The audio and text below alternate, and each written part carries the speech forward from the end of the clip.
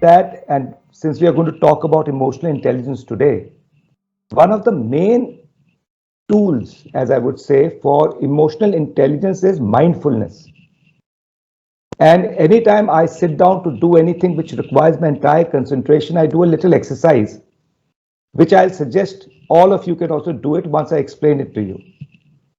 The name of the exercise is being in the here and now.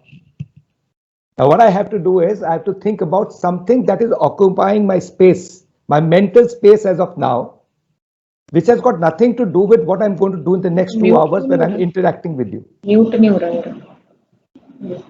So as of now, if I have to think something that is occupying my mind space, which is not connected with what I'm going to do in the next 2 hours, it is that my daughter is coming from Mumbai after 1 year and I have to go and pick her up at 1 o'clock from the airport.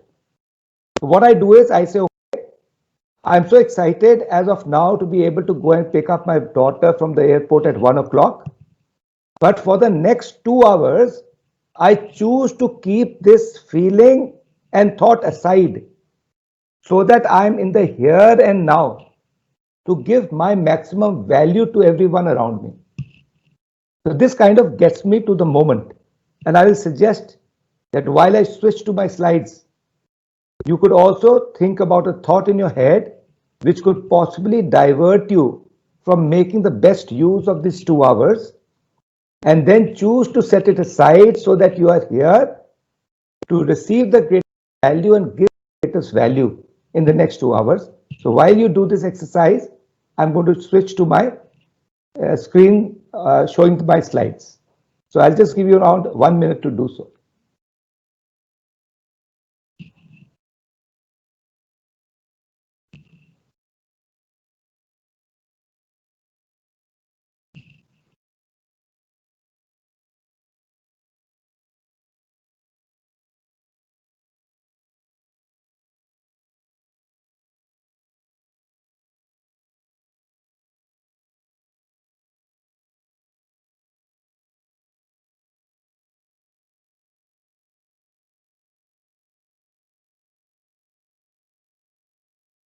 So having done this exercise, I'm sure all of you are feeling more brighter and concentrated towards what we are going to talk about.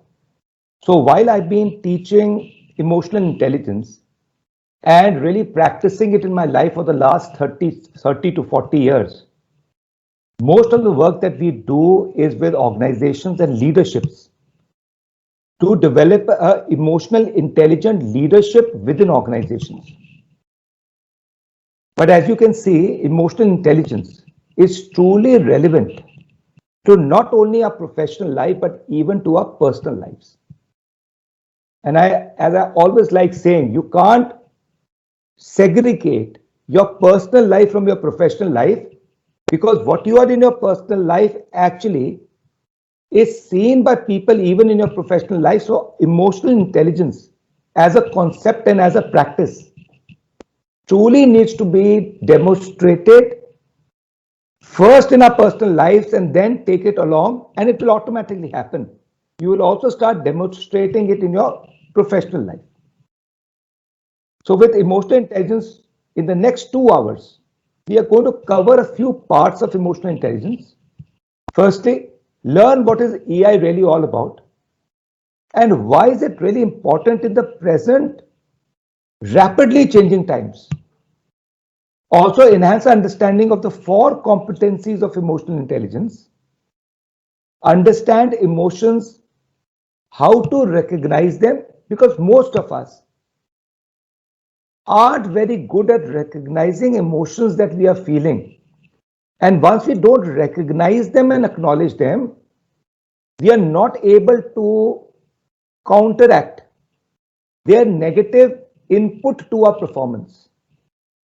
And that's the next thing that we are going to talk about. How does emotion really impact performance? We are also going to learn a tool to be able to take stock of what I'm feeling at any point in time. And hopefully, if I'm not feeling so bright and motivated and happy, what can I do to turn the dial, both in terms of motivation and happiness? Also, we'll talk a bit about brain science because emotional intelligence and brain science are integrated, completely integrated in their understanding of each other. And we are living in a fantastic where a lot of research has been done on the brain science, and neuroscience is telling us a lot of things about why what happens to us and why we're not able to control it, specifically in context to emotions. And then we are going to talk about some strategies we can take away from this 2-hour session to start using it for better emotional self-control. So this is what is going to be some parts of what we are going to learn. We are also going to see it from a context of a learner and a teacher. So both of them very, very important. The more emotionally stable you are at a particular point in time, the more your thinking and logical brain, which is required for doing a task in your professional life, is able to give its best off. And we'll talk about why is it that there's a seesaw relationship between emotional brain, our emotions, and our brain. And there is a seesaw relationship. I am so mad that I just can't think. Or I was so mad, I didn't know what I was doing. So all of us have got into this situation, and there is a neuroscientific reason for it. So it's not that we have not been able to do it. Our physiology does not allow us to do it. So with this little backdrop, let's jump into identifying what is emotional intelligence. And I would like you to put into your chat box your understanding of what emotional intelligence is really all about. Just use the chat box and just type it. What do you think is EI? And since I can't see the chat, I would request somebody who can see the chat to be just read that out as people start typing. The more interactive you make this session for yourself, the better your own learning will be. So what is emotional intelligence in your context?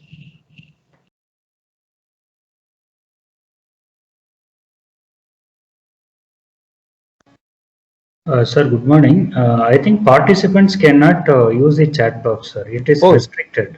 Okay. They can't use it. Fair enough. Oh, I'm so used to it. Okay. If you can't use it, don't worry. Just take a paper and pen. And I would suggest to take a paper and pen and write down for Sir, yourself. sorry, sir. Sir, we have given the access for chat box. Okay, great. Fantastic. So any one of you, if somebody is not wanting to share in the chat box, I think somebody is not muted. So just mute yourself. Because I can hear some noise. Just see whether you're muted or not. Somebody's not muted and I can hear a lot of noise coming from the background. So just mute yourself. Or the participants can drop message in the WhatsApp. We will read out the questions. Or you can unmute yourself and speak up. If you want to drop a question, please drop in the WhatsApp group. Or unmute yourself and speak. And if you're feeling shy about it, just write it down somewhere. So what is emotional intelligence from the context of your understanding? And I'm sure it will be right. There's never been any wrong in my class ever.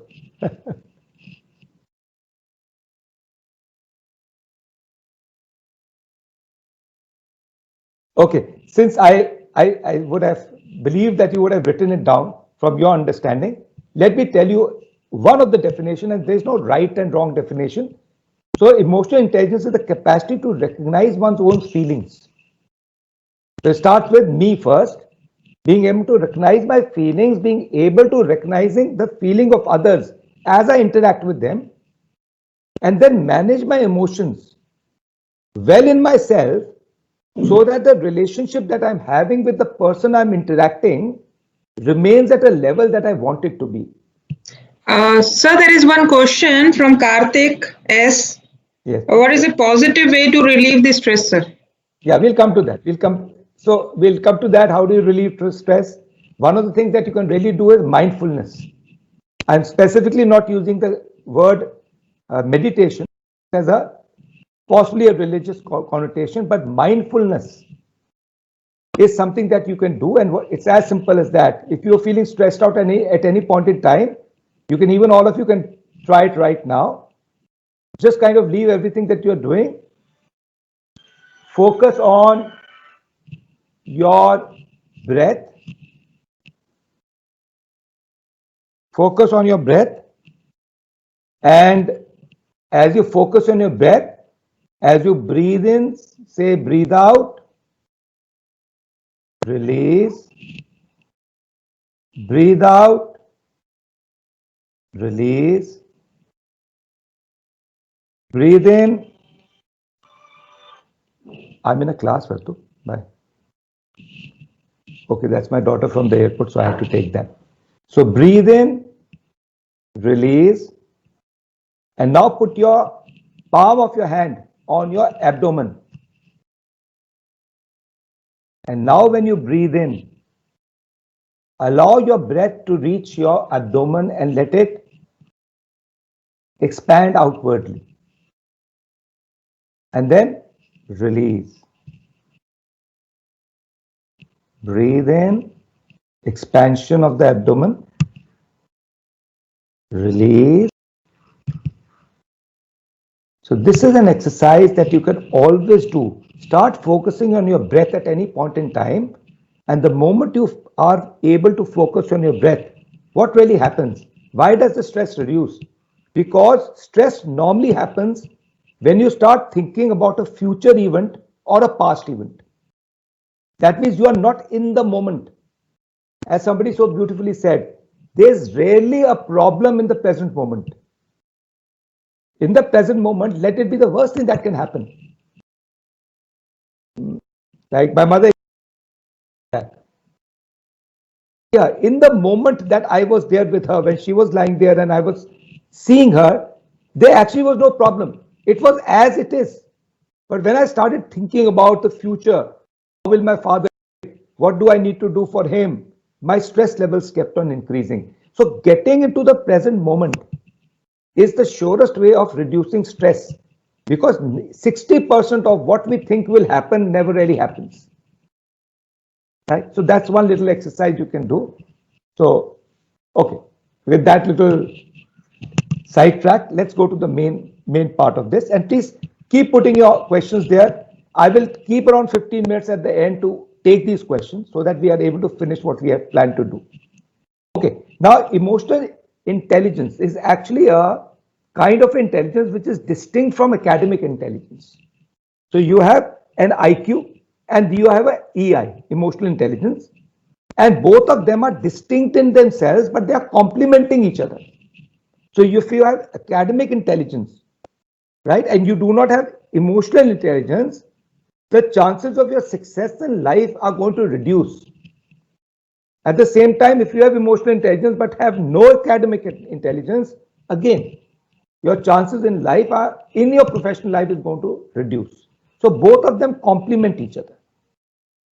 So what behaviors would you see in a teacher with high academic intelligence but poor EI?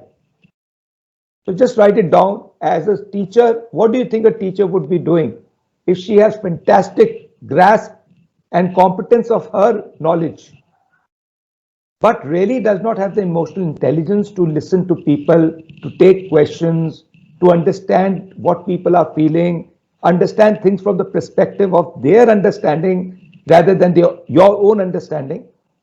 So what would be a few things that you will see this teacher doing?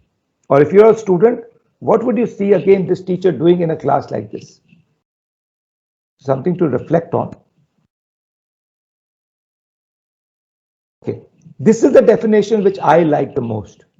Emotional intelligence refers to the ability to understand and manage emotional encounters. So what is different between the previous and this definition? Just think about it. Here we are talking about situations, right? Emotional encounters are what? As I go through situations, and especially when I go through situations which are emotionally disturbing, how can I understand myself and manage my emotions in those encounters is what truly is emotional intelligence. John Maxwell talks about it beautifully. He said it is good management of bad experiences. So good management of bad experiences helps you achieve success in life, because the fact of life is, irrespective of where you are born, irrespective of what you do, irrespective of where you are working, each one of us will certainly have bad experiences and we cannot avoid them. That is a part and parcel of life. Sometimes when we go through a bad experience, we always say, why me? But the question is not why me, why not me? And what can I do about it? How can I make the best out of it? Because every experience that you go through, bad or good, can always teach you something and help you grow as a human being. So emotional intelligence is the maturity that one becomes, the mature that one becomes in his journey through life. And one good news is, every one of us, irrespective of who we are going to get emotional intelligence by 60. By 60, each one of us will become emotionally mature. But the sad part is, if that is the age that we are looking for, then we would have lost a lot of things before that. And that is why what we are trying to do by increasing our emotional intelligence is be able to become more emotionally intelligent, so that we can give and take the best from life as it offers to us. Now, benefits of EI. Anybody with a greater EI, emotional intelligence, are better to handle everyday life stresses. They are able to interact with people in a more meaningful manner. They are able to socially demonstrate behaviors which increase their trust with people and their reputation. They are able to find themselves with lesser problems, emotional problems, so they feel better. So it's not only about having negative emotions not being there, but they feel more positive about it. So better sense of well-being, and also psychologically, mentally, emotionally, they seem to be functioning better than others. Now, it has been shown, and research has clearly indicated, that 20% of success in life is dependent on IQ. And 80% of what we achieve is dependent on our emotional intelligence. But let me also be very clear about this. Each one of us has to have a certain average level of IQ to be successful. So somebody's mic is making noise. Just switch off the mic, please. Somebody's mic is making noise. It's disturbing. Thank you. So IQ and EI. EI plays a larger part in success in life than emotional intelligence or IQ. But each one of us has to have a certain level of IQ, right? Certain level of IQ, yeah. Now, because of this, a higher EI person has greater chances of career advancement, and I would also say personal advancement. And a person with lower EI will be able to, or will derail his career and his personal life. And it has more chances of being able to do that. So that is the importance of emotional intelligence in the context of everyday life. Also, it is important for teachers. Why is it? Because it influences what we do, and we'll come to that later. What I'm feeling as of now influences my behavior, and my behavior influences the people around me. So it influences what I do, and based on what I do, it also influences people around me. It also demonstrates by my behavior and my facial expressions. It also it gives indication to people whether I am emotionally stable or not. So if I'm angry, my facial expression and body language will not be very good to look at. It also teaches it also decides how well a person does in his student life and his teacher's life. And finally, it helps to, so one thing we have to be very clear about, having greater amount of emotional intelligence does not mean that we will not be able to express what we want, but we will be able to do it assertively and not aggressively.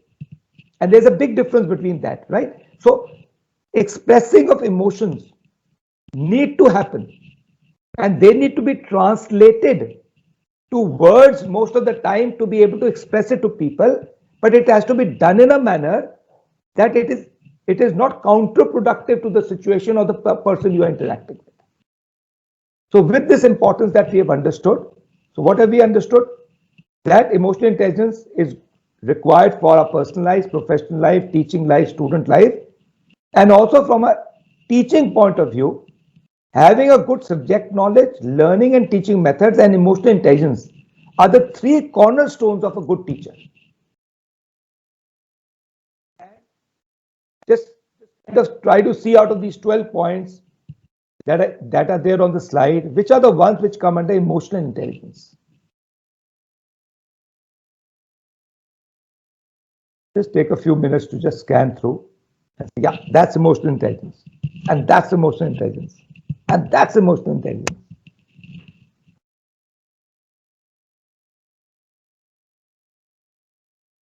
So from a teacher's point of view, approachable, demonstrates empathy, being a good listener, and making eye contact. And why are you making eye contact? Because you can read a lot of emotions of what the student is feeling. Has he understood what I'm saying? Is there a confusion in his mind? Just by using eye contact, and when you use eye contact, you're also being able to see the whole person, the body language of the person. Are they seeming interested? Are they seeming disinterested? Is there a person who seems to be ask him a question to get him into the class? Can I ask a person's point of view if I find that he doesn't seem to agree to what I'm saying? Could there be another point of perception through which we can take this discussion? So these four elements are the elements that actually make a teacher who he is, and beyond the subject knowledge and learning and training methods that he has, emotional intelligence plays a very vital role in that. In fact, my greatest learning in life, or my greatest achievement in the last 7 years, is the more I have taught, the more I've been able to manage and understand my emotions, and it has helped me in a big way to become emotionally intelligent and mature. So we all, as a teacher, are in a fantastic position to truly grow our emotional intelligence on a day-to-day basis through our interaction with our students, through our interaction with our co-faculty, through our interaction with parents and other people. So we are fantastically lucky because our everyday life enables us to be put into situations where we can work. And that's rare, let me tell you. A large number of professions do not allow this to happen. But we as a teacher, we as a facilitator, we as a coach are really lucky to be able to be afforded this. And every single day, I think if there's one question that you can ask yourself is, how well did I do in the EI parameter? So that's what really we are lucky on that. Okay, now as we said, intellect and emotions both are required for success. Now the unfortunate part is that we are born with a particular amount of IQ based on our genes, genetics. And we can hardly make too much of a difference. So if I was born with an IQ of 120, there is very little I can do about it in my life to increase it beyond a certain number. So it is hardwired. We are born with it. It is what has been given to us. But the good news is that emotional intelligence, we can continuously improve it because our brain has got something known as plasticity. So our brain plasticity, what does it really mean? Our brain has the capability at every single time and age that we are in to rewire itself, to change itself based on what we want to focus on. So the great news is none of us, and that's true, some of us will be born with more emotional intelligence than others, but seeing myself independently, I can continuously rewire my brain because rewiring of brain is connected with behaviors and behaviors are connected with emotions. So neuroplasticity enables us to do that. In fact, in my own life, I think I've grown as a person in the last 7 years more than I've ever grown. And I've learned so many new things in my last 7 years, which I possibly wouldn't have learned if I was again not in the teaching line.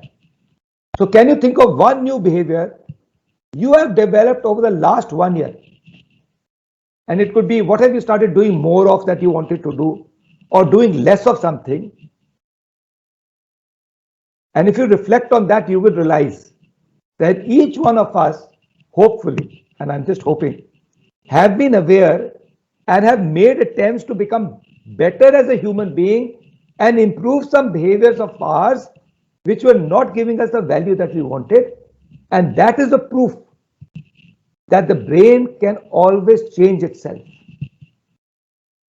There are three things that you require for a brain to rewire itself, to create a new behavior. The first is focus. What do you mean by focus? You can't change everything about yourself. I can't change everything about myself, but I need to focus on a few things.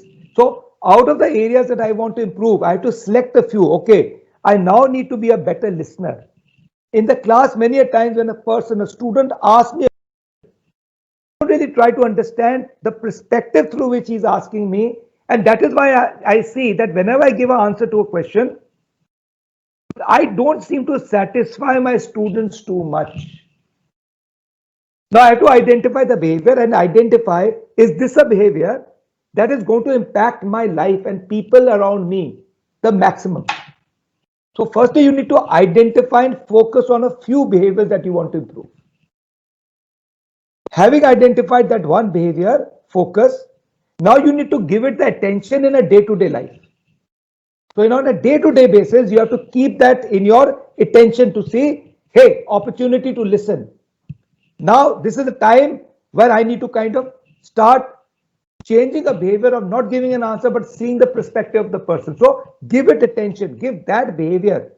And it's not a default behavior. Your default behavior is to give an answer. The new behavior, I need to listen and ask a question back to understand whether I've understood the question from the perspective of the learner. So you have to give it attention in your day-to-day life. While so many things are happening, you have to bring your attention, like we brought our attention to what we were learning, to that event and see that event as an opportunity to test out and practice my new behavior. So focus, attention, and third is practice. Every single time I try a new behavior out, for the first time, it's going to be the hardest to do so. But as I keep practicing it over and over and over again, I find every subsequent demonstration of the new behavior becomes slightly more easier than the previous one. And then there's a saying, the neurons that fire together wire together. So what is a behavior? A set of neurons connecting with each other. So the neurons that fire together, that connect together, or which fire meaning connection, wire together. Wire meaning becomes hardwired. New behavior forms when you start using a set of neurons to work in a new behavior way. That is when you start conducting or having new behaviors and better behaviors in your life. So the good news being that I can always change myself.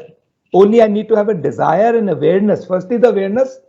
I would say firstly the desire, then the awareness, then the practice of it to make my life and people's life around me better. So having understood what EI is, why is it important? Let us see the 4 competencies of EI. So the 4 competencies of EI are, firstly, self-awareness. Second is, what am I feeling now? What is happening within me? Next is, what do I do with what is happening within me? That means self-management. Then social awareness. What is happening around me, in my organization, in the person that I'm interacting with? What is he feeling? What is his perception? How is he looking through this situation from? What lens is he looking through? And then having understood his perception and being aware about him, then becomes, what do I do in this situation to have better relationships with the person? So just put your hand like this as if you are holding a small ball. Just put your hands like this as if you are holding a small ball. A small ball, let's say a small tennis ball. And now grow your hands as if they would move if this ball was to become bigger, like a football. So you'll find When you're holding it as a tennis ball, this is what it is. When you start growing it and seeing it growing to a football and maybe a basketball after that, your hands are moving from inside out. That means every single change that happens within us has to start within us first. So that is why, from a sequential point of view, the EI competency is self first, others later. So self-awareness, self-management, leading to social awareness and relationship management are the 4 competencies that we need to work on. Now there are total of 19 EI capabilities, total of 19. 3 of them under self-awareness, which is emotional self-awareness, what am I feeling? Accurate self-assessment, what are my strengths and what are my areas of development? Because the fact remains, none of us will be perfect. I can't be good at everything. And I have to be aware of it and be confident. That brings to the next, self-confidence, to believe that what I am good at is what I am good at. But if I'm not good at something, it's absolutely natural. So I must have the appropriate level of self-confidence within myself of who I am as a person. So these 3 are the capabilities under self-awareness. Under management, it is emotional self-control, transparency, right? Do I tell people what I am doing and why am I doing it? What is the intent of it? See, most of the problems in life happens when people misunderstand your intent. And why does it happen? You judge yourself by your intent, but people judge you by your behavior. And because I know my intent and I do not make the effort of telling people why I'm saying what I'm saying, there seems to be a lack of transparency and people assume that your intent is not very honorable. So you need to be transparent with people and express yourself. Then there's adaptability.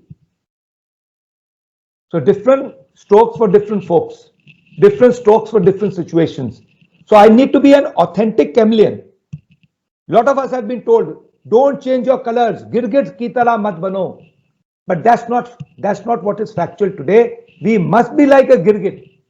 We need to change our colors based on the situation and the person that I'm talking to, but only for, again, I would say, changing colors and being adaptable for the larger good. If I'm doing it for my own personal good, then it's not good, right? But if I'm doing it for the larger good, for a common good, and I'm changing my behavior based on the situation, a person is angry, I'm keeping myself relaxed. A person is doing something which is not right, I'm able to assert myself. So I should be adaptable in situations. Then I should be achievement orientation. What is achievement orientation? Result focused. Initiative, being proactive. And one of the most important, I would call it one of the most important EI competencies that there is, that is optimism. How can I be enthusiastic about life? Right? So these are the self-management. Coming to social awareness, 3 of them under social awareness. Empathy. Empathy is what? Understanding other person's point of view from his perception and understand why he's feeling what he's feeling. Service orientation is seeing your life as a life of service. Somebody said this so beautifully. What is life worth living? What is life worth living? Not to make each other's life easier to live in. So we have to see our life, whatever we do, as a service to others. And then it is organization awareness, knowing what my hierarchy of my organization is, what are the structures of my organization, how do I manage myself in my organization based on the needs of the organization. Then last but not the least is relationship management, in which the first is inspirational. You need to be inspirational. How do you become inspirational? When you start walking your talk. You can't talk something and then demonstrate it differently, because 90% of what people learn is not through words but by seeing actions. All my life, I've been telling my son not to be angry, not to be angry, not to be angry. But when he became an adult, I saw him always being angry. What happened? The truth of the fact was that while I was telling him not to be angry, not to be angry, not to be angry, I in my daily life was demonstrating anger against everybody. So my son did not pick up what I said. He picked up what he saw me do. And that is why to be inspirational, you need to inspire people not only by your words, but your words need to be backed by action. So walking the talk is what inspirational leadership is all about. Influence. Again, like John Maxwell says, leadership is influence, nothing more, nothing less. Life is influence, nothing more, nothing less. If I can't influence people, and I can do it both ways, I can negatively influence you, I can positively influence you. But I need to be able to influence people positively, because if I can't influence people, I can't get them to my side, my point of view. And really speaking in life, both you and me, independently, as a single person can hardly achieve much. We need people getting involved with us, people getting involved and kind of working with us. So that's about influence, developing others. Now we found from a leadership point of view, leaders are not spending that much time in developing people. And if you want the sustainability of an organization, sustainability of your growth, you need to be developing yourself and developing people around you. Then there's change catalyst. So I'm not managing change, but I'm catalyzing change. Now that's important. If I'm only managing change, I'm not being proactive. What is change catalyst? Catalyzing change, making that change happen before it forces me to change myself. So that's change catalyst. Again, a vital skill of emotional intelligence. Conflict management. Again, life can never be life without conflicts. Naturally, two people, when they interact, there will be conflicts. And conflicts is what? Conflicts of perception, conflicts of understanding. So we can't wish away conflicts to say, I want to be in a situation in life where I want to have a conflict-free life. That's possibly living in a haze of expectation which will never happen. So you need to be able to manage conflicts. You need to build bonds with people, and you need to have teamwork and collaboration. So these 19 competencies are the competencies of emotional intelligence. Most of the people, when I show them these 19 competencies, they said, my God, we thought emotional intelligence was only about emotions, nothing else. But now when we see this entire plethora of 19 capabilities, we now realize why EI is important. None of this you can do without your emotional intelligence being high. The number one, and I'm telling you about research done in India by me, 20,000 leaders, done internationally by Leadership Global, which I am a faculty of, which works only on emotional intelligence across the world. The number one need of any leader today to develop himself and where he is found wanting is empathy. Those days are gone. The 20th century, right? Where the leader knew everything, where I had to tell you what to do and you had to do it. No longer any single person has the answer to all the problems in this world. No longer I alone with my thought process can find answers to all the problems that I'm facing or challenges I'm facing in my life, both professional and personal. For that, I need to take people along. I need to understand different points of views. And that is where empathy comes in. So empathy, a very, very major role.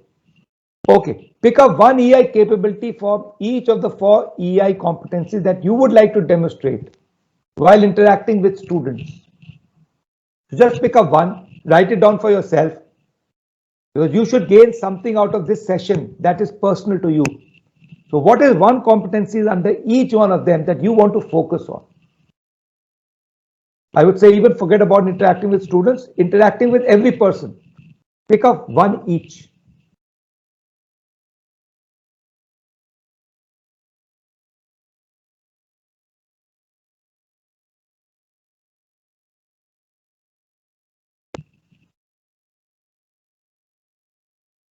So if I was to pick up at this point in my life,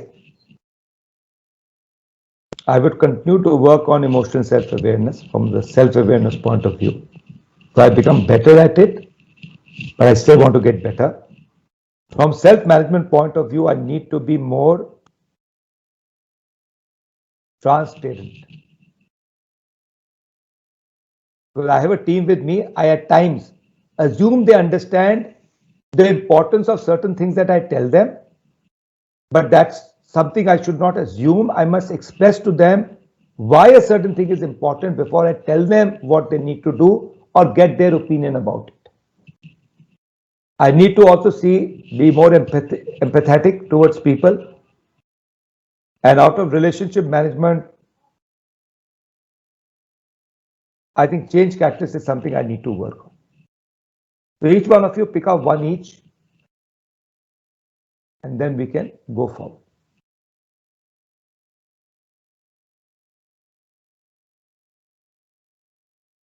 Okay, let's understand emotions and how to recognize them.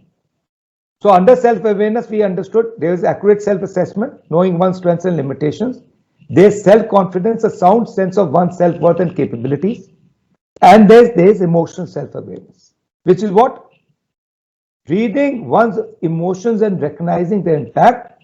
So the first element of it is knowing which emotions I'm feeling and why.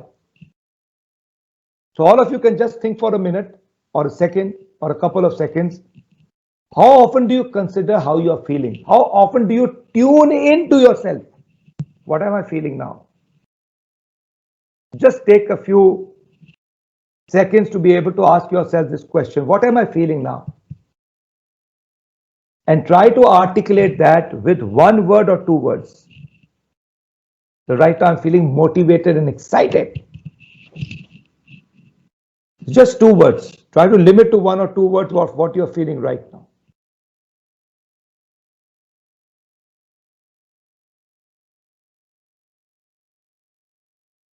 Why do you do that? Why do you need to know what your emotions are? Because emotions are nothing but energy in motion.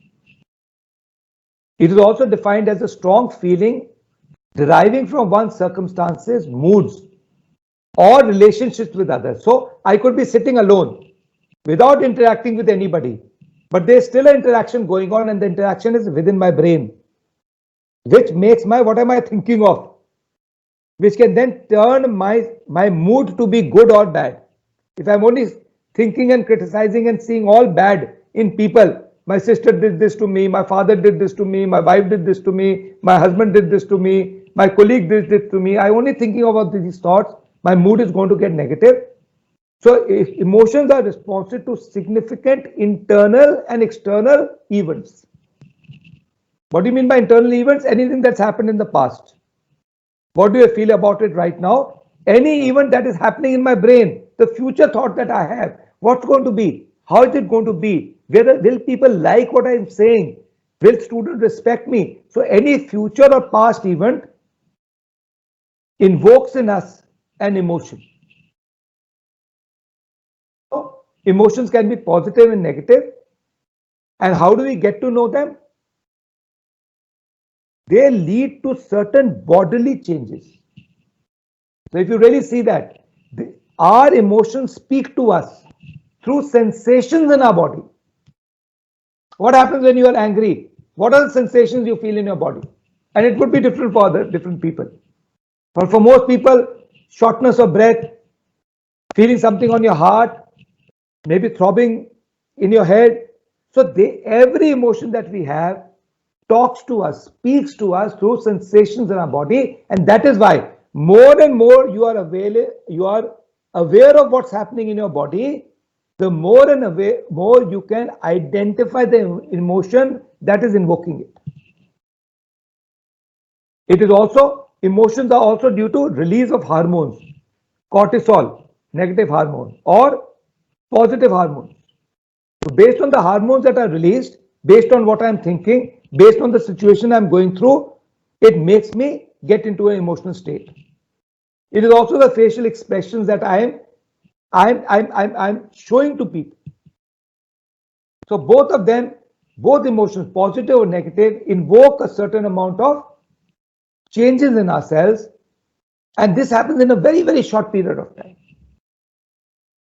Now, I love this analogy, and this analogy is the lion and the lion tamer. If we understand how a lion tamer, who is many times smaller, weaker than a lion, how can he kind of make this lion do tricks in a circus?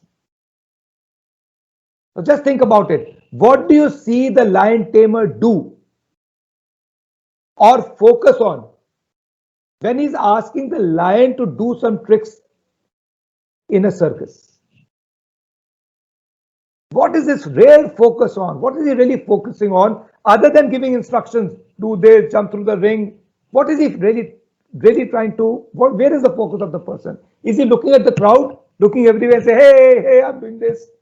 Or is he really concentrating on something that is exceptionally important at this stage? I'm sure you'll come up with the answer that he is completely focused on the lion, the face of the lion, the body of the lion, the eyes of the lion. Why? Because he is trying to judge in the moment what are the emotions that the lion is feeling. If a lion is getting angry, there'll be curling of the lips. And immediately the lion tamer will know before that emotion goes out of control. Because if it does, then nobody can save him. He will either crack the whip or he'll give a piece of meat. So he is closely watching the body language, the facial expression, the sensations that the lion is feeling in his body to identify the emotion that this lion is feeling. So we have got exactly the same thing in our case. Emotional self-awareness is the degree to which we are in touch with our body. So all of you, just take 30 seconds, close your eyes, just relax, take a deep breath, let it go. Take a deep breath and let it go. And as you do that, scan your body from head to toe slowly, trying to find any signs of tension in any part of your body.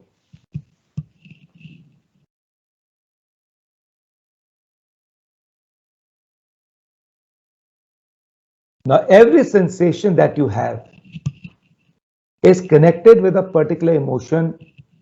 The more and more you are aware that when I'm getting angry, this is what my body sensations are. When I get jealous, this is what happens to me. When I'm afraid, this is what happens to me.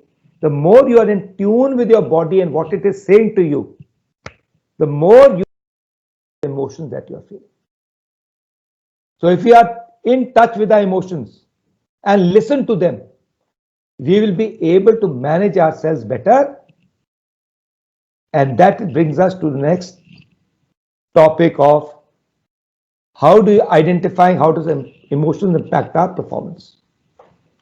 So I'll just ask you to just take around 30 seconds of reflecting on what you have learned and write down for your own self 3 things that you have learned so far. Just write down for yourself 3 things that you have learned so far. I'll keep quiet for 30 seconds now.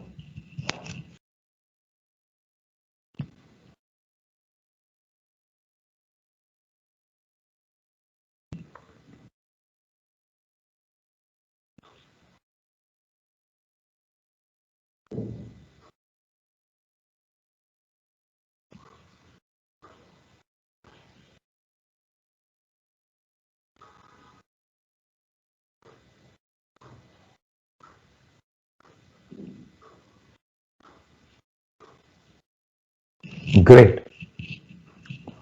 How many of you agree with this sentence that I'm going to use now? And if you do, you can put up your hand, though I can't see you. That we learn through our experiences. Just put up your hands. We learn through our experiences. And from my own experience of asking these questions to thousands of people across the world and in India, I'm sure all of you have your hands up right now. We learn through our experiences, right? Absolutely wrong. We don't learn through our experiences unless we reflect on our experiences. So I can go through an experience after experience of getting slapped. But if I don't reflect back on it to identify why this is happening and what do I need to prevent this happening again, I can keep going through that experiences without learning anything from it.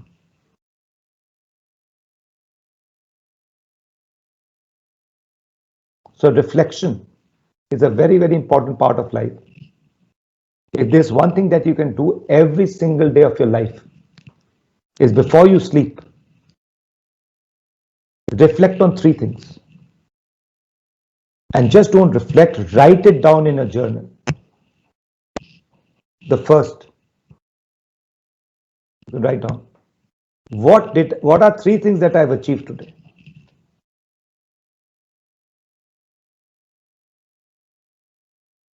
Second, what are 3 things that I've learned today? That's a difficult one. What are 3 things that I've learned today? And the last, but a very, very important part, what are 3 things that I should be grateful for?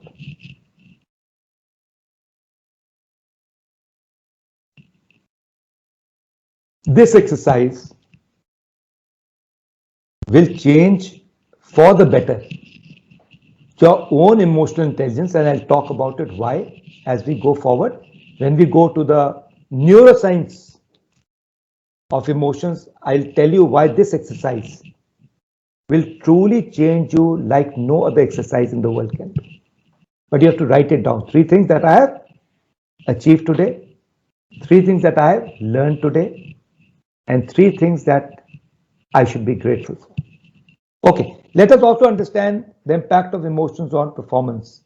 So how many of you, and I'm not being able to move my slide, and I am here able to. Okay, so realize the link. So next thing, after knowing which emotion I'm feeling and why, emotional awareness is also realize the link between feeling and what I think, say, and do. So how do feelings impact my behavior? Recognize how feelings affect performance. These 2 things are important for us to understand, and that's why we are going through this exercise.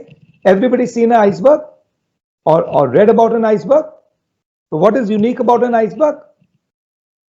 1/10 of it is above the water, remaining is below the water.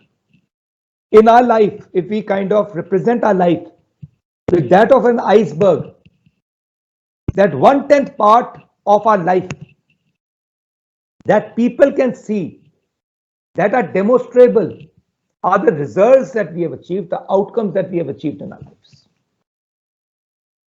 That's above the water. I can't say I've achieved something and somebody's tell me, show me. And I said, no, that I can't show you, no. So all achievement, all results, outcomes necessarily have to be seeable by people, observable by people.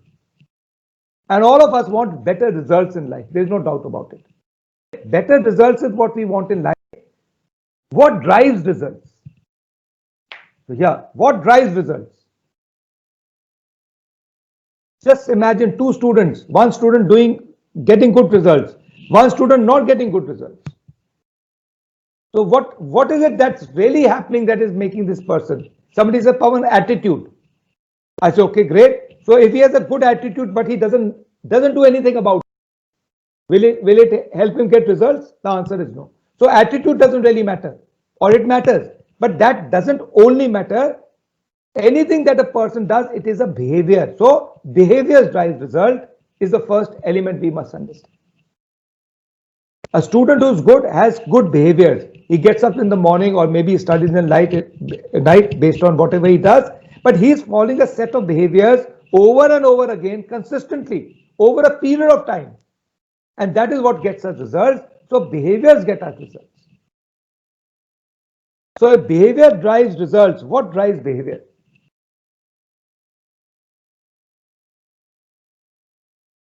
What drives behavior? I reached home one day and my wife said, you are late.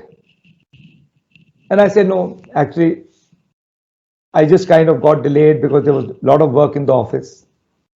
And good for you. Thank you so much for asking me. That somehow shows to me that you were missing. After a week, again I was late, and she said, Pawan, you are late today again. And this time I say, 1 second. Don't you open your mouth ever again. I'm working for you. I'm getting the that feeds your mouth. Don't ever ask me this question again. So the situation is the same, but my behavior is different in both. So what drives behavior? Why did this behavior change to this behavior?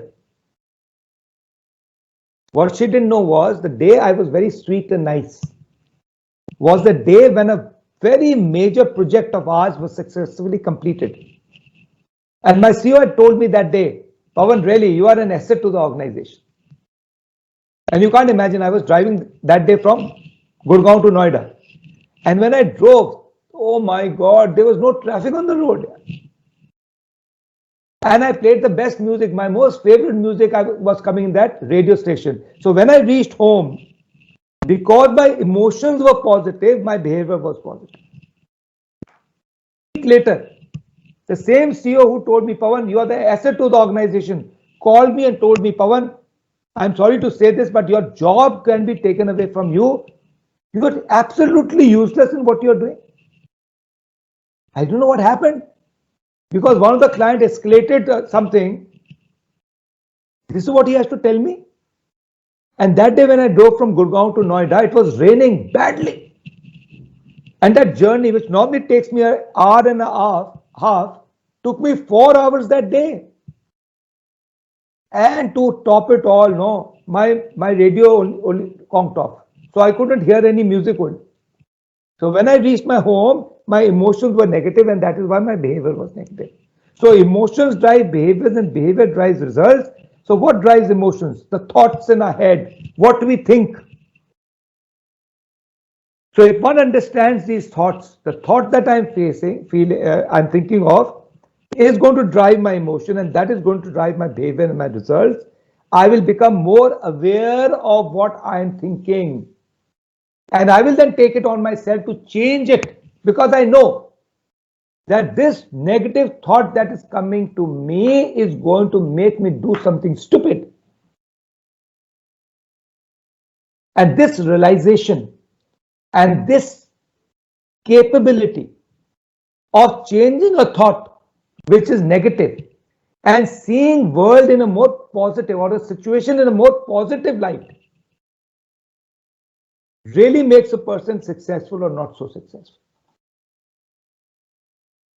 There's another reason why we should be thinking what we are thinking. Positive thoughts are important.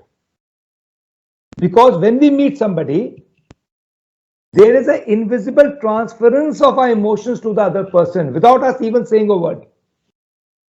What it means is, if I'm angry, if I'm irritated, if I'm frustrated, and I enter my house, you will find that without me even saying a word, the climate and the atmosphere of my house after a while will become vitiated. Because there is something known as a monkey see, monkey do neuron between two human beings. I am able to judge what the other person is feeling based on his body language and facial expression. And whatever he is feeling also starts becoming my emotion. That's why road rage happens. One person comes out, yells, shouts, he's angry. The other person who sees this happening also gets this emotion, and he also becomes angry. So he also becomes angry. This person seeing him angry becomes more angry, and then they get into a cycle where one of them hits each other. In fact, I learned this the wrong way, hard way. In fact, again, I left the army, got into the corporate world, staying at Noida, traveling from Gurgaon, where my office was day on day and out. So after 3 to 4 months, my wife told me, Pawan, let's go and have coffee outside. So we have a kind of unwritten rule amongst us that if I have to tell her something which I know she won't like, or vice versa, she has to tell me something that she thinks I will not like, it should never be done in the house, it should be done outside in a coffee shop. Because there what happens, even if you don't like it, you can't do much about it. You can't create a tantrum there. People are watching you, right? So I said, today I'm going to get something. That's okay, let's go. So we went to one of those cafe coffee days, sat down. She started talking about the weather. I became more and more nervous. I said, okay, come on, Ritu, tell me. What is that you really want to tell me? She said, Pawan, I don't know. I can't put a finger at it, but there is something that has gone completely negative about you. You have an aura which is negative. I said, what do you mean? Why are you blaming me? Why do you say that? She said, see, what happens is you go to office at 9 o'clock. I'm okay at that point in time. I'm laughing, I'm chatting, I'm talking to people, I'm connecting with people, I'm doing my housework, I'm singing at that point in time. The children come back from school, I go and pick them up, we hold hands, we sing songs, we come back, we talk about what's happened in school. I make them do homework, they're happy, I'm happy. Then they go out and play. I also go and start going for my walk. Everything is happy and nice till the time at 8 o'clock when you enter the house. I don't know what happens. And that's why I've been able not to put a finger at it. But between 8 to 9, the moment you enter the house, the atmosphere of the house becomes negative. Children start fighting, they have not fought throughout the day. I start feeling irritated. I've never felt irritated throughout the day. What is it that you bring home that makes everything negative? At that point in time, I did not know about this. So I said, you blame me for everything. It's your problem, not my problem. But the fact was, the entire day's frustration of my life, I was bringing those frustrations back home, and that negativity that I was getting was easily being transferred, emotional transference, to people around me who interacted with me. So not only does emotions impact your performance, emotions also impact the performance of people around you. In fact, there's a study and research which says the mood by which a boss enters the office becomes the mood of the office within 30 minutes. So that's how important emotions are. They do not only impact us, they impact people around us. And that is why, again, the need to be able to manage emotions better. So let us learn how do we do that at any point in time, right? Let's say today, right now. You will either be feeling motivated or demotivated. So this is motivation here. 1 to 10. Then there's happy. You could be unhappy or very, very happy, excited about life. You could be at a scale of 1 to 10. So you could be motivated or you could be happy on a scale of 1 to 10, 1 being minimum and 10 being maximum. So as you are right now, try to put a number to how motivated you are and how happy you are. Just put a number. It could be 5, 7, it could be 10, 10. But put a number for your motivation level, 1 being minimum and 10 being maximum, and similar to your happiness, how happy you are.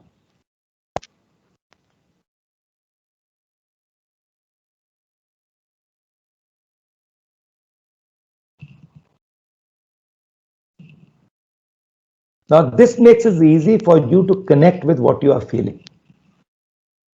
So, after having written out that number, and let us imagine that we want to improve it, then we ask ourselves these 6 questions. Now, this comes to reflection. Give a number to what you're feeling right now.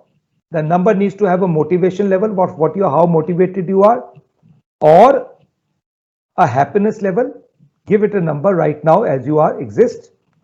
Having given it a number, convert that number to a feeling, a word or couple of words of what is the feeling you are having because of your level of motivation and happiness. You have given some things here.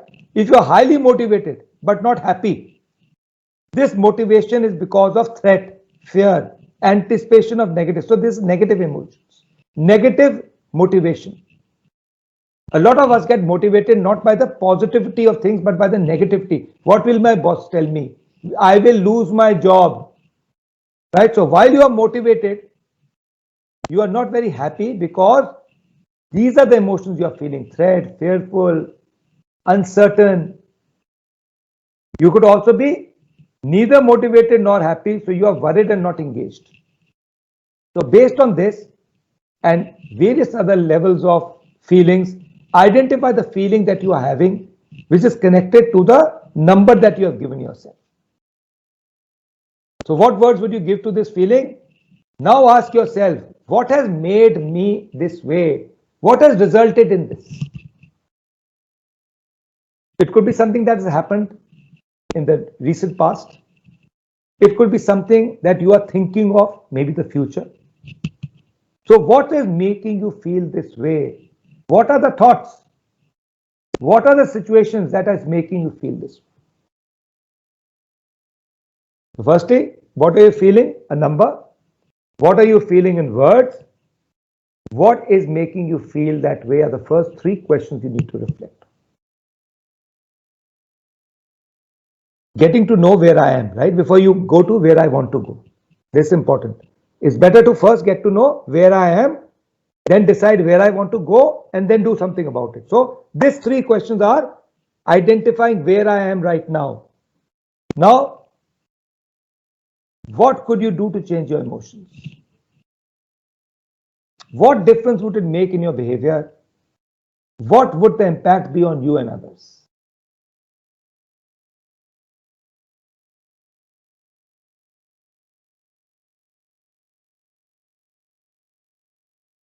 Start putting a timer in your watch. Start doing this 4 to 5 times a day based on the alarm that you have got. This will increase your emotional self-awareness. You will get in more tune with what your emotions are. You will also be able to identify two things that we have learned: how this emotion is going to impact my behavior, how this emotion is then going to impact my results. So this will increase your self-awareness. So till now, what we have done, if there's any question, please be free to ask. And I would request someone to tell me what that question is, because I can't see anybody. So any question that you have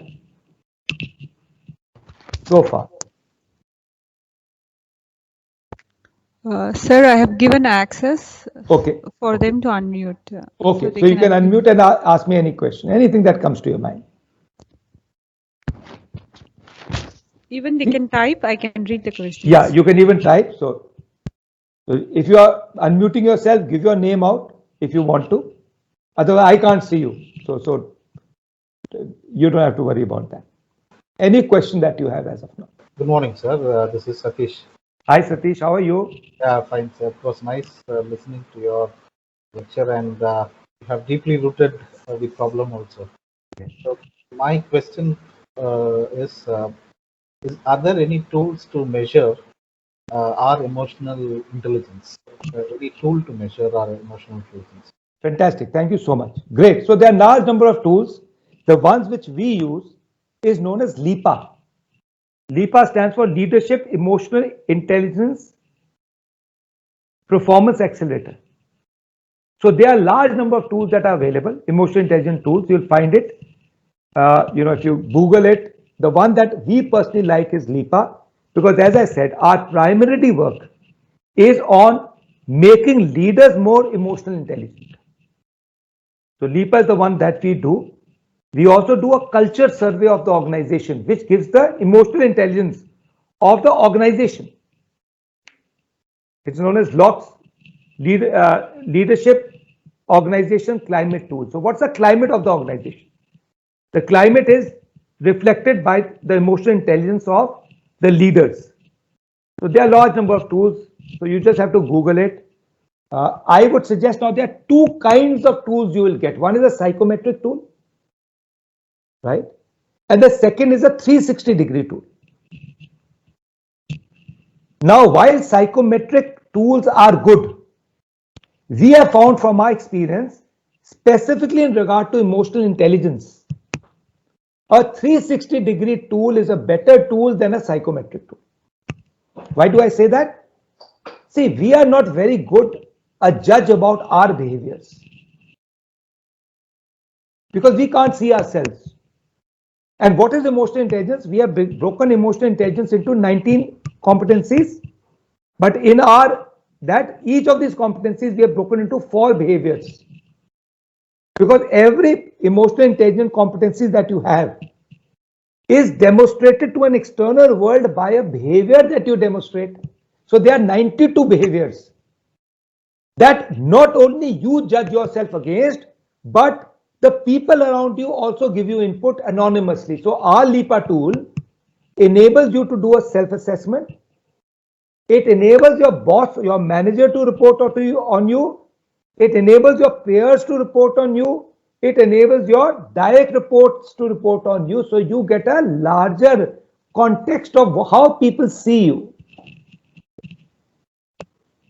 And then what happens, it's very exciting. I've seen, and just very humbly I'm saying this, I've seen very senior CEOs break down after they get this report because they can't imagine the kind of inputs they are getting from people around me. There's a power, I'm not this person. So then I only give them one sentence to, I say, you judge yourself by your intent, but people judge you by your behavior. So while your intent may not be that, the behaviors that people are seeing in you are different. So there is somewhere a misalignment between your intent and your behavior. And so I hope I've answered a part of. Yes, sir. Yes, sir. Yes, Thank you so much. Thank you, Satish. sir. Can you spell that, sir? L-E-P-A. L-E-I-P-A. L-E-I-P-A. Okay. L-E-I-P-A. Okay. Okay. Thank you. And there's a free tool I can give you. It is known as Leader Shaper. Leader Shaper. This is a free tool. Again from us. Leader S capital SHAPER. So you can go to any of these, the Google Play Store. You will be able to get this tool. You can. It is only for you. So you will do a self-assessment about your emotional intelligence in that. Yes. That's free to use. So Leader Shaper is a great tool to use. LIPA and leadership. Leader Shaper you can use free of charge. It is a self-assessment tool, and that is a 360 tool. If you want to do a LIPA, you will necessarily have to come through us. So we will set it up because it has to be anonymous. Right? Sure. All the inputs that we get, we don't share with you who told you what. We say, this is what the peers are saying. This is what the your DRs are saying. This is what other people are saying. So you get to know a gist about it, but without getting to know which person specifically said what, which is important for any 360-degree to be successful. Okay, great. Lovely question, great question. And any other question? I think I have one more question I can take. Hello. Yes, please. I can hear you, sir. Sir, though we heard about many theoretical things like talks, books, all those things, but it's very difficult to materialize in the practical life. On the process, sometimes we just practice for some time, then the consistency we're not able to maintain. And when you look at the end, the hardware system will take over. So that is how every time we tried, we couldn't able to establish to some standards so that it will be consistent all through my life. So our hardware system has great potential to override whatever the theoretical ideas, all those things we hear. What do you think about it? So true. I completely agree with you. So is change easy? No. Change is simple but not easy. And that is why there is one fact we must agree to. And all of us can do that right now as I'm saying it. Identify one thing that you have been wanting to change in your life. One thing, but you have not been successful. Let me also choose one.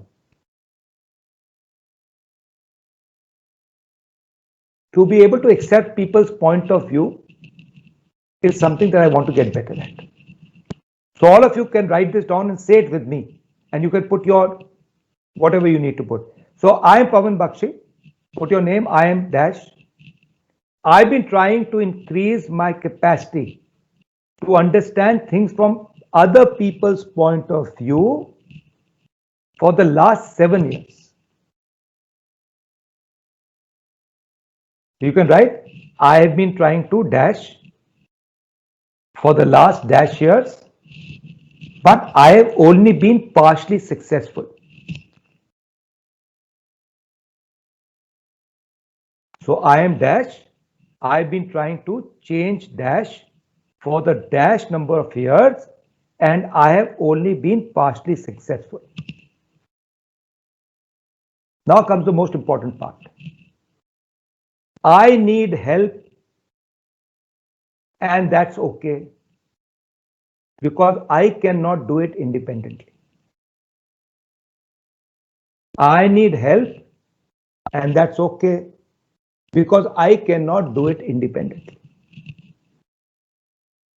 For change to take place, you need support. In fact, I'll tell you about a research, and I'll tell you then exactly how it can be implemented. So you can write this down. If you have an idea, the chances you'll do anything about it is 10%. So if I have an idea, the chances I'll do anything about it is 10%.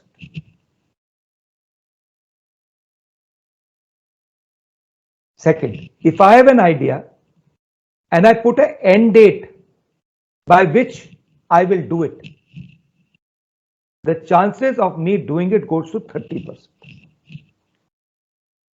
So I have an idea and I put a date by which I will implement the idea. Third, I have an idea, I put an end date, now I make a process with milestones. The chances that I will achieve it goes to 50%.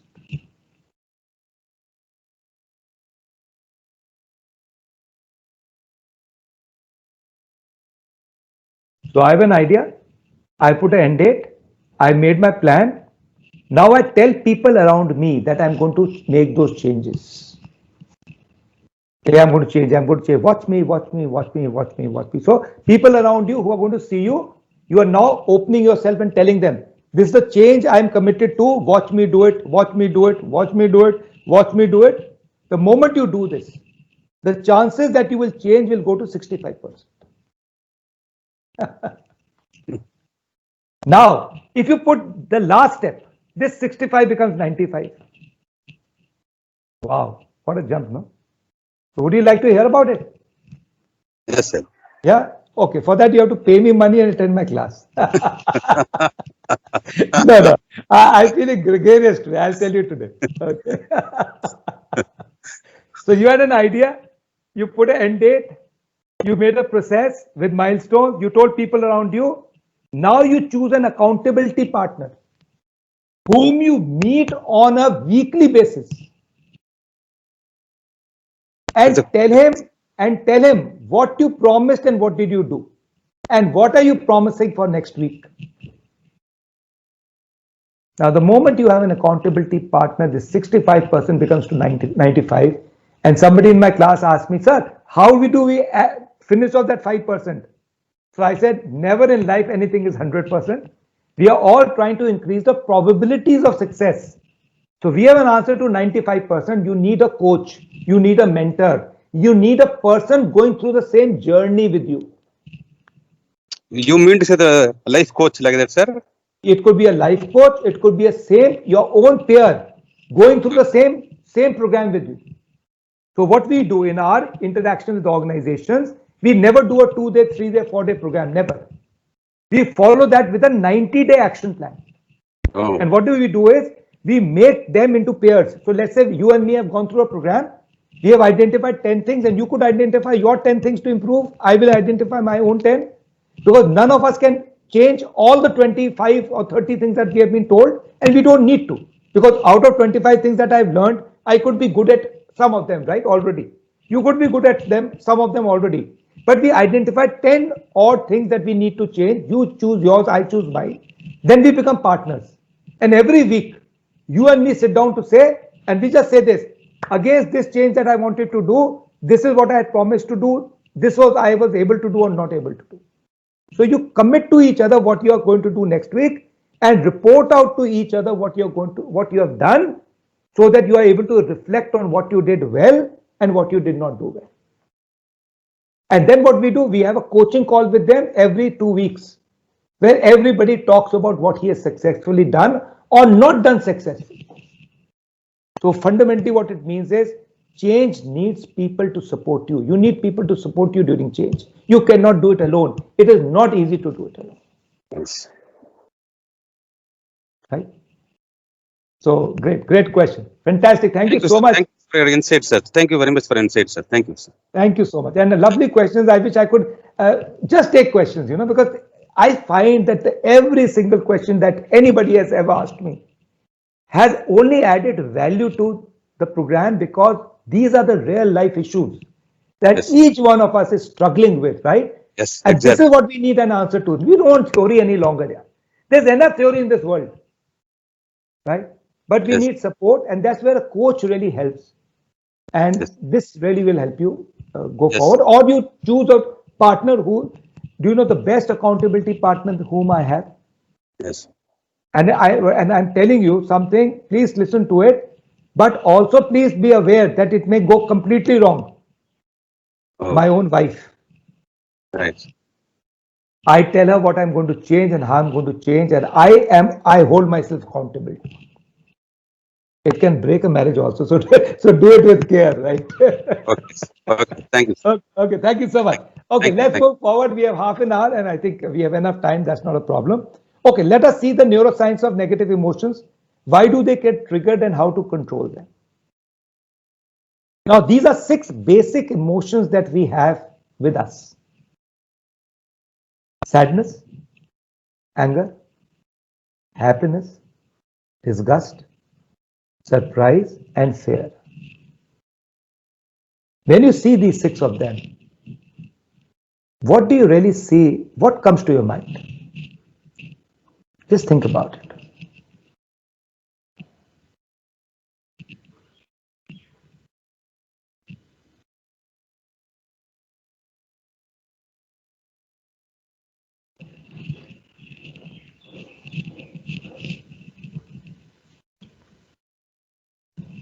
Out of the 6 basic emotions that we have, 4 of them are negative emotions: sadness, anger, disgust, and fear. One is a neutral emotion, that is surprise. Why neutral? I can be horribly surprised, I can be happily surprised. The surprise can be neutral, it can be surprised with fear or surprised with happiness. And only one of this emotion is positive emotion, that is happiness. What does it tell us about human brain? It tells us that we have 6 times more negative circuits than positive circuits. So if you ever thought that you have more negative thoughts in your brain than positive thoughts, and you thought it was something wrong about you, let me assure you, are completely normal. The human brain has been designed to have more negative thoughts than positive thoughts. My God, I thought you made us, no?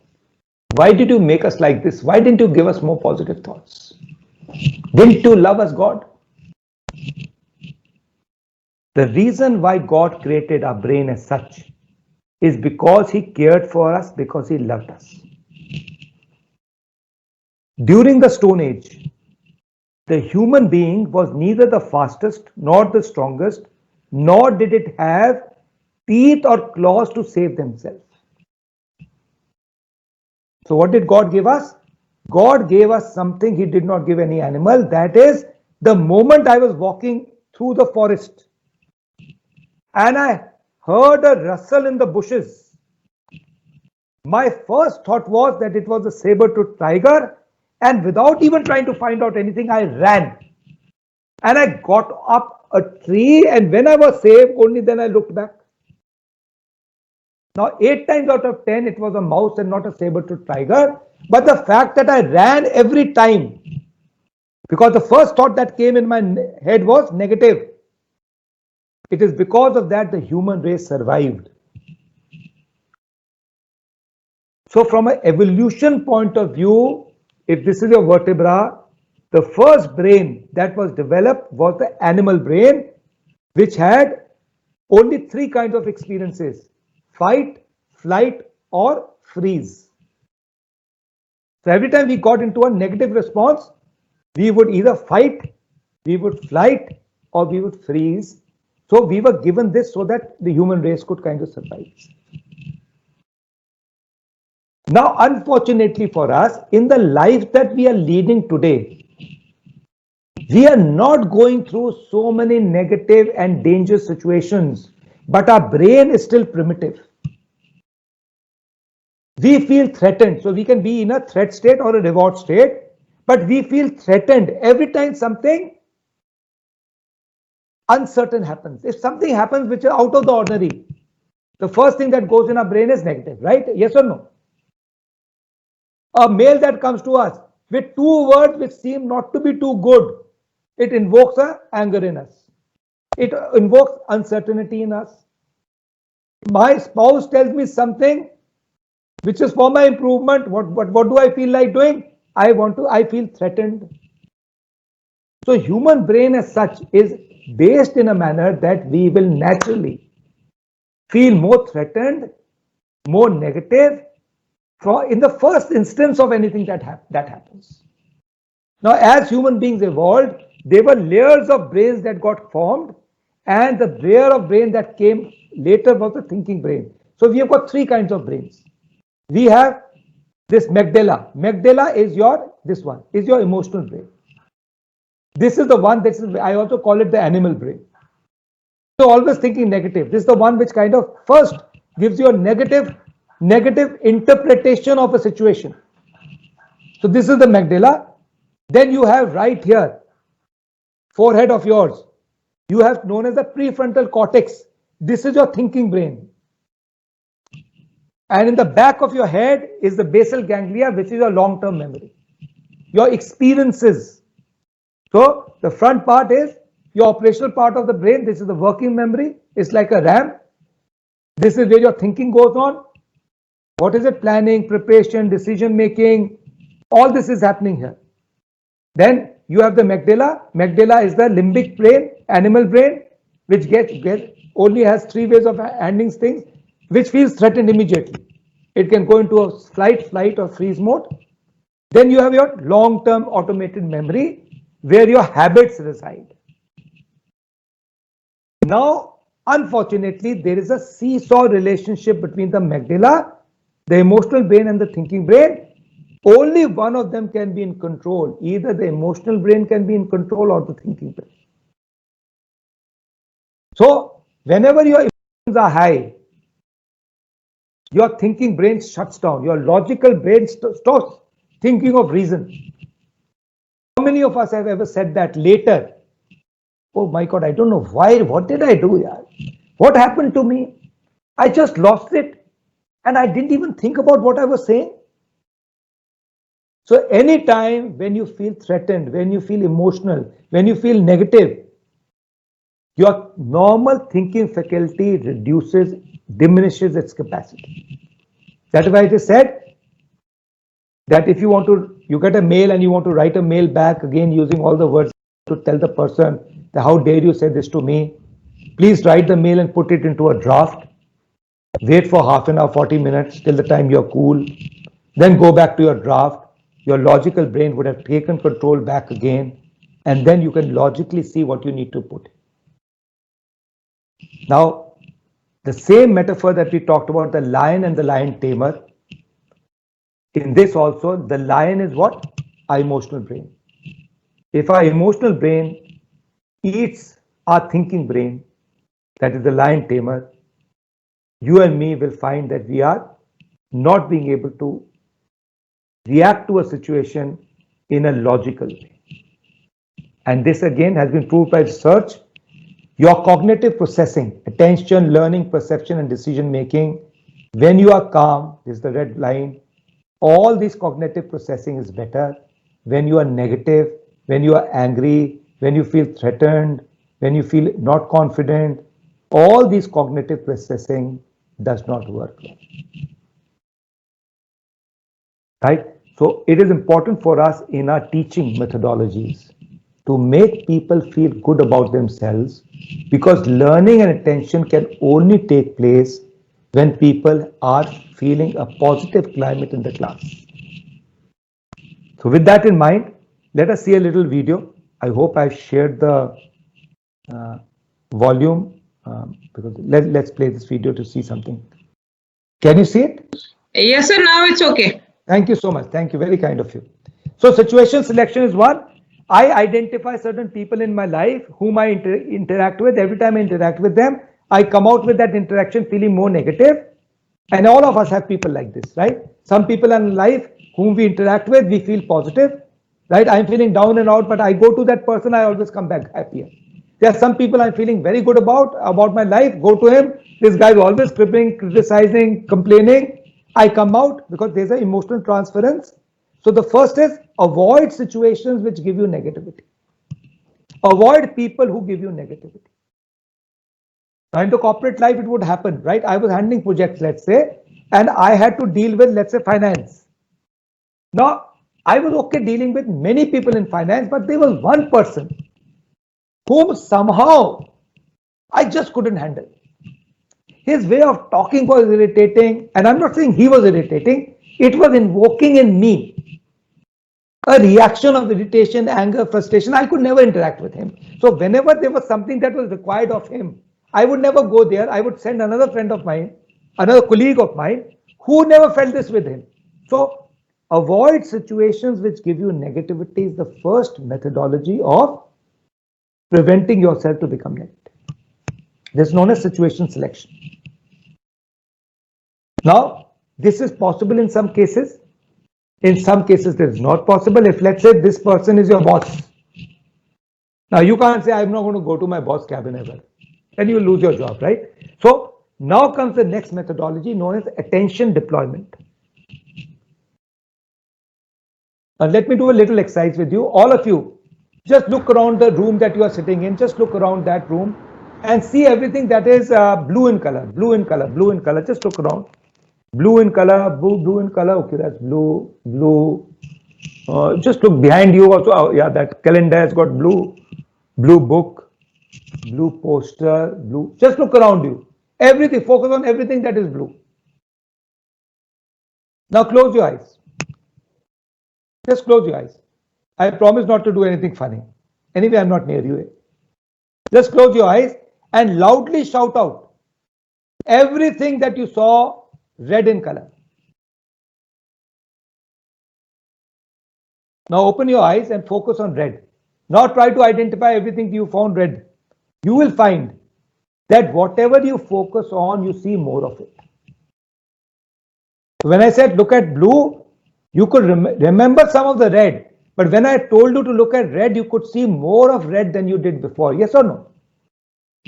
So the great part is whatever you focus your brain on, you will see more of it. So attention deployment is seeing the glass half full rather than half empty.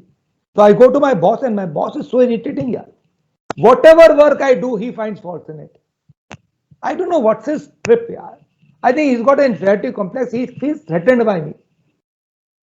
Now that's one way of thinking. The second way of thinking is this is an opportunity for growth. From now on, anything that my boss tells me to improve or he finds mistakes in my work, I'm going to come and note it down and I'll create a little checklist of all the things that he identifies as I've not done, so that next time when I go to him, I go with a more learned mindset and I would have done that as a precursor and that helped me grow. So focusing your attention on the positive of a situation enables you to see the more positive of it. Also, let me give you another tool. Anytime you go through a problem, you can write this down. Anytime you go through a problem or a challenge, write WTOH. WTOH in capital. So what happens in a problem? When you become problem, you see a problem, you generally tend to become more problem focused rather than solution focused. So the WTOH is the switch I am offering you to change your mind from being problem focused to solution focused, because WTO stands for, write it down now, what's the opportunity here? What's the opportunity here? Because every challenge is an opportunity disguised as a problem. Every single time, whenever we see a problem or challenge, we learn from it and see it as an opportunity to grow, we will continuously grow in our lives. So attention deployment is all of that, changing your attention to seeing the negative to the positive, that you are able to get the best benefit out of it. Now it comes the next way of managing your emotion, that is expression. Telling people what you feel in an assertive way rather than aggressive way. If I don't tell people what I'm feeling and I bottle it up, it's going to do more harm, which is the next suppression. I'll talk about it. But if I'm able to express to the person, see, hey Rakesh, I just wanted to kind of have a conversation with you. Is this the right time to have it? Yes, please. Yeah, I just want to tell you one thing, that every time, in a meeting, whenever you contradict me, I somehow feel that you are trying to put me down. So my humble request to you is that whenever you have something that you feel as an advice you should give me, instead of saying that is wrong and that's how you start every time, can you just tell in a meeting, Pawan, I have a suggestion for you. It's for you to see whether it works for you. And if you could do it in that manner, I will be able to accept it better. And I really find at times that you give great value, but the way you say it doesn't allow me to take the value that you are giving me or offering to me. Can you please do it from next time? Is that okay with you? Or is there something else you want to talk about? So you are giving your point of view, but you are doing it assertively, not aggressively. Now the next comes is suppression. Suppression is a technique which most of us use. And there is nothing wrong with it. Why do you want to always express? Why do you want to go through everything? Somebody says something, you say, okay, invoke negative feelings, suppress it, forget about it, let's go forward. Perfect way of going about life, but there's a problem here. If we keep suppressing every negative emotion that we have, two things may happen. One is that our pot may fill up and we may burst at the wrong time at the wrong person. बूंद भर के negative हो गए, किसी ने कुछ बोला, उसने छोटी सी चीज बोली, पूरा जितनी नेगेटिविटी थी उसी बंदे पे निकाल दी. Second negative thing is about this is, if you start bottling your negative emotion, it also leads to physical ailment. So once in a while it's okay, but should not be done. There are other ways of doing it. The most important way of doing it for long-term change is known as cognitive change. Cognitive is thinking, using a thinking brain. Now think of a situation where you tend to get negative and react in a negative way. Over a period of time, you have identified certain situations like that. So now what are you going to do? Think of that situation right now. And you can't think of it when you are negative. When you have clarity of distance, after a certain period of time, think about that situation. And then ask yourself, in that situation, what do I feel? What do I begin to feel? What am I beginning to feel in that situation? Based on what I feel, what do I feel compelled to do? What is the behavior that I demonstrate because of that feeling? The third is, what do I need to be aware of? What is that behavior of mine? What is the impact of that behavior on people around me? What is it? The fourth is, what is it that I want to achieve? And does this behavior that I demonstrate help me in my goal achievement? If it does not, what is the alternate response that I need to demonstrate in that situation henceforth, which will help me to my goal achievement and not goal frustration? So let's say I don't want to be angry. And in a meeting, whenever somebody asks me a question, and Mr. X and Mr. Y do, I hate them anyway. They ask me a question, I kind of get into a rant, and my voice goes high, and I feel that I'm angry and I'm demonstrating behavior which is not very professional. Let's say that is what I want. Now I want to change it, and what do I say? I need to be cool and calm. I need to be collected. I need to tell them. I think that's a great point, but I think let's sit down after this meeting and let's discuss this so that we get to some better understanding of this. Let's say this is what you want to do. So a better way of changing a behavior is not by saying I will not get angry.